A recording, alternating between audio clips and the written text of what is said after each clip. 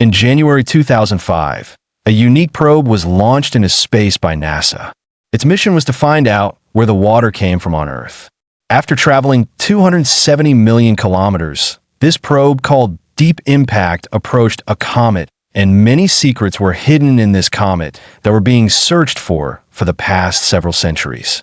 And once again, welcome to the videos of InfoX TV. Don't forget to subscribe. Viewers, there is only one place in the entire universe where human beings can survive. It seems as if the Earth was made for humans. Here are all the things that are considered very important for life: water, food, and oxygen. Whether there is any other such planet in such a vast and giant universe or not, but currently we only know the Earth where humans can survive without any help. But 5 billion years ago, the Earth did not exist. The place where the Earth and our solar system are located today is the edge of the Milky Way galaxy. When our planet wasn't there used to be a huge cloud here. A cloud that was filled with only dust and gases.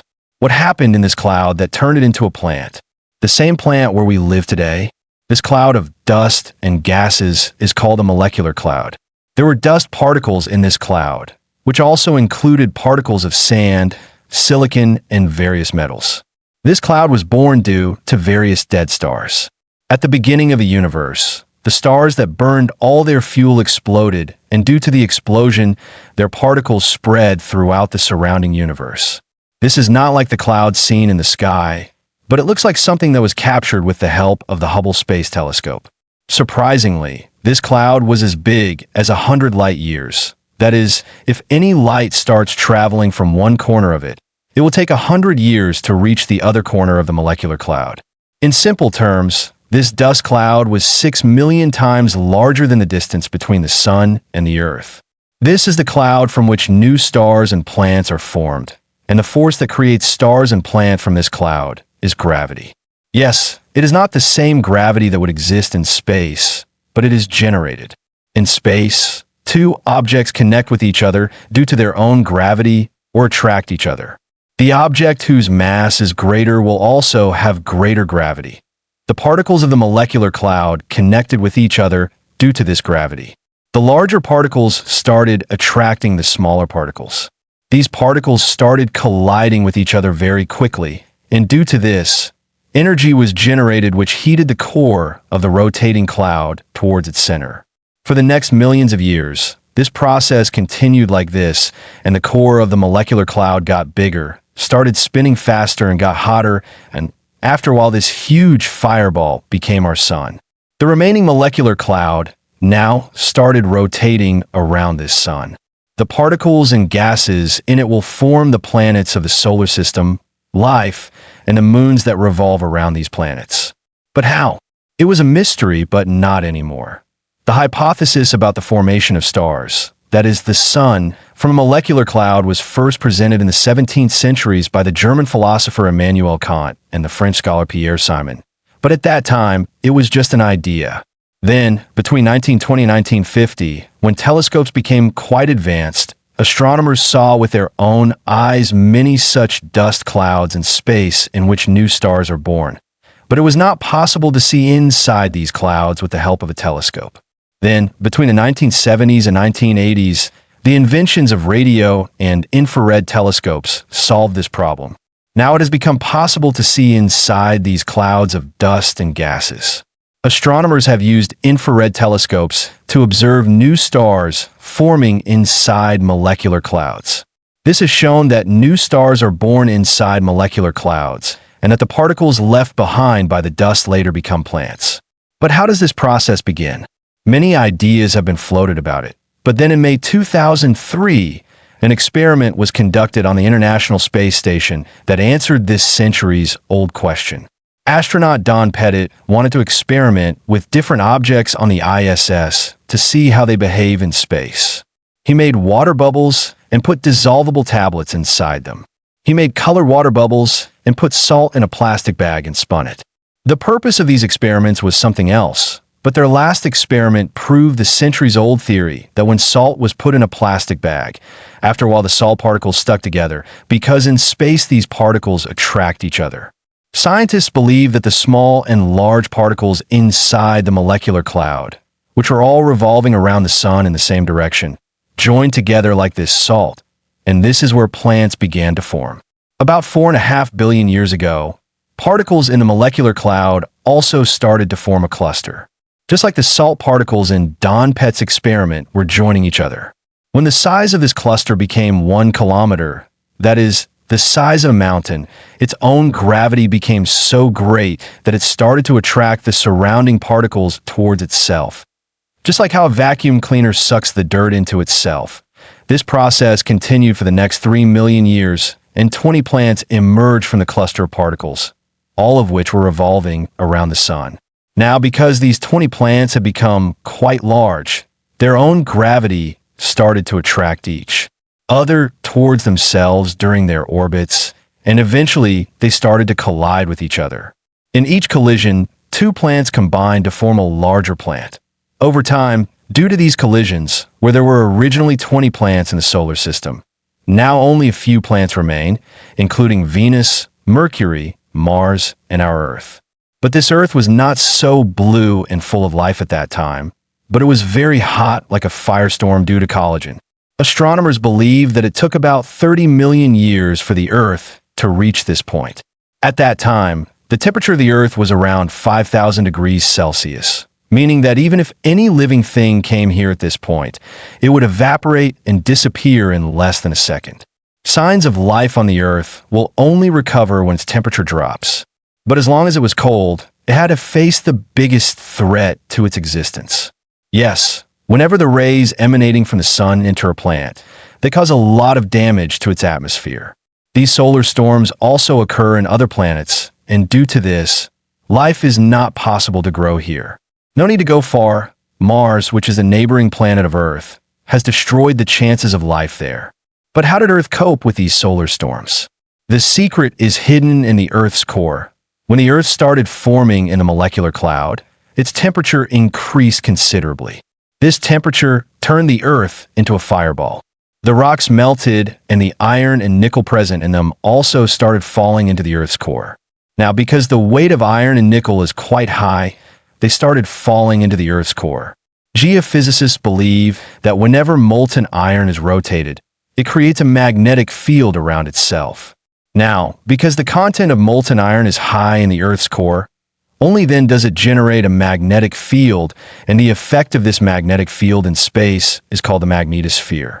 Normally, the magnetic field of the Earth that faces the sun extends for 370,000 kilometers. That is as far as the moon, and on the side that does not face the sun, the magnetic field of the Earth extends for millions of kilometers. This is why the magnetic field stops the radiation coming from the sun. This magnetic field is less at the north and south poles. So here this radiation enters the atmosphere and combines with particles to create the aurora effect, which we also call northern and southern lights. But these radiations are so low that it does not cause any harm. The new Earth, which has coped with solar storms, was still not perfect for life. The Earth had to go through another very difficult stage.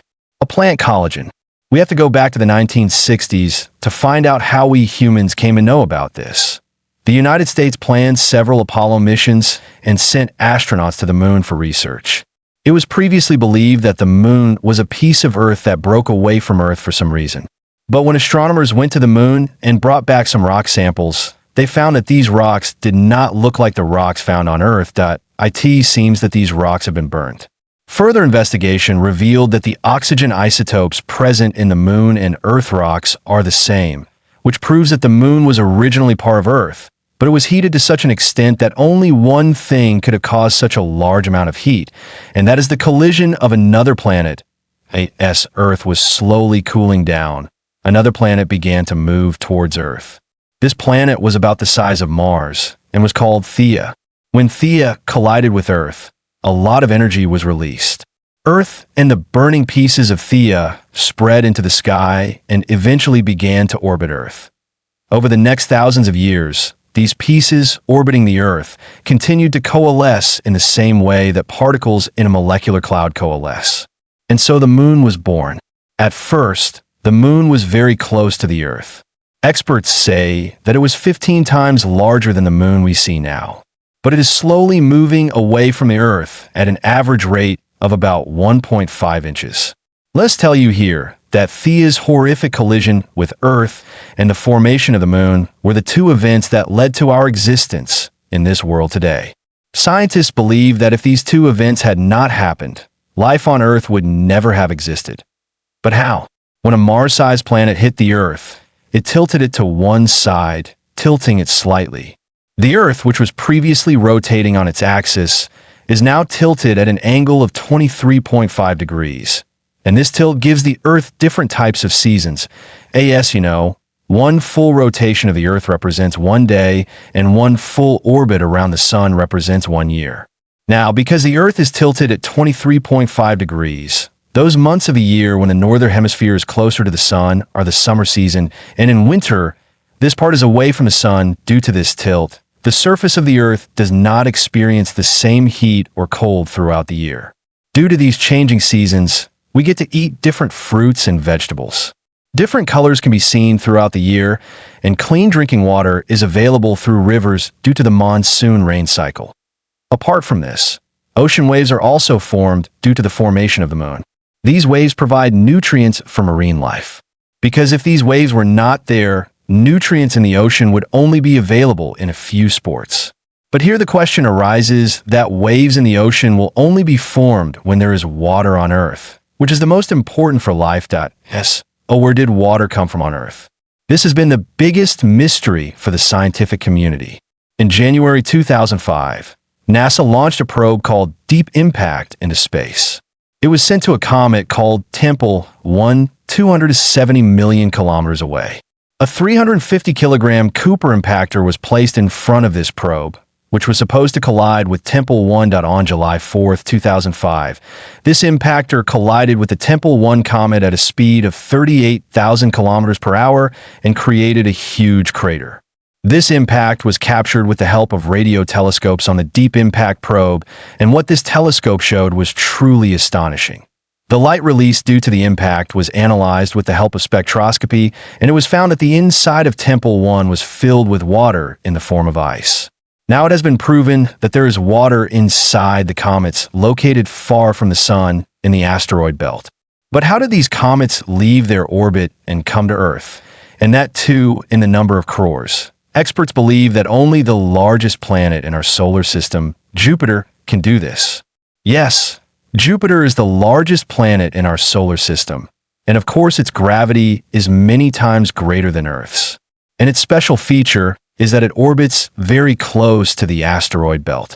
Astronomers believe that in the past, all the large comets and asteroids that were in the asteroid belt had their normal orbits converted into elliptical orbits by Jupiter's gravity.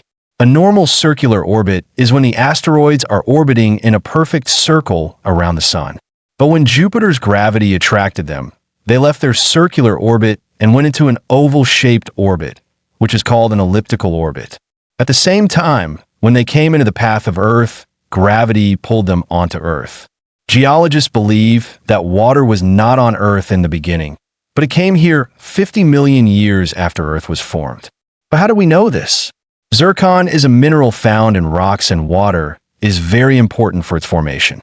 And because it also contains uranium particles, its age can be determined with the help of radioactive decay.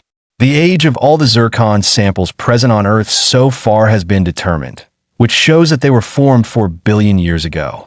That is, the birth of Earth from molecular cloud 50 million years after the birth of Earth. The collision of a large asteroid the size of Mars.